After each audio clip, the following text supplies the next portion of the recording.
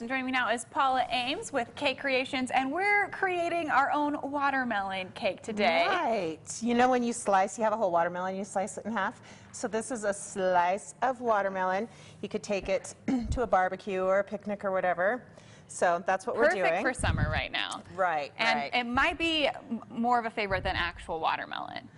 Well, I'm a big fan of watermelon, so I don't... A little sweeter, maybe. Maybe you have your regular watermelon, have the fruit, and then have the watermelon for dessert, have your, too. Yeah, have your cake and eat it. Have your watermelon and eat it, too, in that case. Okay, take us through it. So really, this is just a vanilla cake. You could use red velvet, but this is just vanilla cake, and we added some red food coloring to it. And then the seeds in it are chocolate chips, which is always a bonus, right? So after you bake your cake, you just want to level the top. You could use the bottom, but when you bake a cake, you get kind of like a, like a crust on it. So we want to have the nice bright red showing. So you're just going to take a sharp knife. If you wanted to purchase a leveler, you could. I just find it easier to just use a knife and go around the top and cut it off. Do you know what I mean? Yeah. So, I mean, I'll let you do this because we know how great I am at using a knife, frosting things. So we'll let the professional do it this morning and show you how good it looks. Yourself. Yes. And then see how bright it is. And this is just red food coloring in vanilla cake. Right, in a vanilla cake. Okay. See, so, and then, when you get that top cut off, normally this would be the bottom of a cake when you're filling it or whatever, but we want this to show because this is going to look like the inside of our watermelon. Inside. Yep, and then we're going to, instead of covering the whole cake with icing, we're just going to go around the outside edge. All right, and what are we using here? Oh, this is vanilla buttercream. Okay. You could use anything you like. You could use cream cheese. Just the outside here. Yeah, I actually had to look at the watermelon I have in my fridge.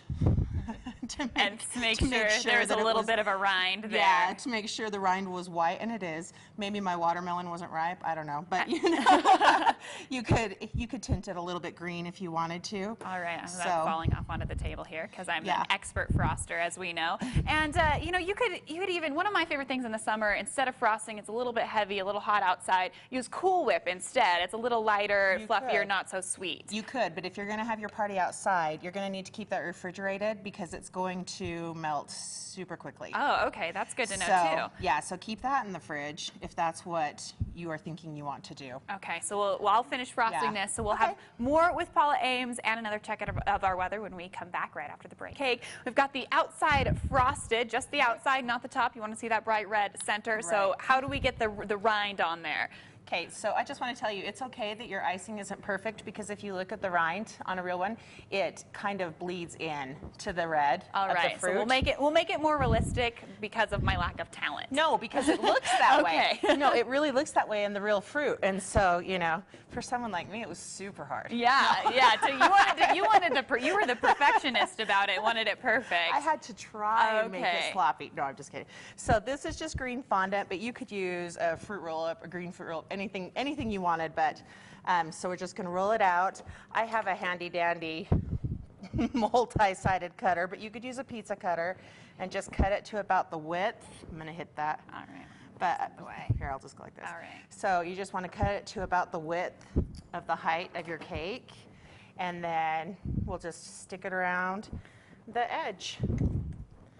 Just wrap, and what do you have around. This on? You were fine. Oh, sorry. This is when, remember I've told you many times before that you want to roll it out on cornstarch. Cornstarch will help it not stick. Okay, and why cornstarch? I know a lot of people want to use flour when they're baking. No, why cornstarch instead? You don't want to use flour because cornstarch will not stick, but flour, this is a sugar product. Okay. And then if you use sugar, it's going to make it too sticky and too sweet. Cornstarch is just... It's just silky, and it won't have that effect. And won't have that flavor on it as well. And then when you cut these, I'm going to cut this one instead. You actually want to cut it, to serve it, you want to cut it like you would cut a piece of watermelon. All right. Because that's more fun. There you go, and slice it up. And you have an interesting board here, and you created this yourself. So it looks a little bit like a picnic table. How did you get this effect? So what you just do for that is you just, obviously you want to have a board bigger than your cake so it can show. So this is just a larger piece of foam core. And then I rolled white fondant out, and then I rolled out red and cut squares and just placed it on there and smoothed it down so it's stuck. And then you can just put your watermelon on top of that. All right, and you'll be ready to It's go. really Now, easy. Paula, you're busy all the time. There always seems like something. Right now, it's probably mostly wedding It's season. weddings. Where do people contact you if they want a cake of their own or just need some ideas for it? They can go to my website at amescakecreations.com, and then they can click on the Facebook link from there. They can contact me through either of those. All right, we'll get a hold of you and have some sweet treats for your family. Make your watermelon cake for your next picnic. Thanks so much, Paula. Well, that's it for us this morning. Join us again at 5 and 10. The Today Show is coming up next. Have a great rest of your Thursday.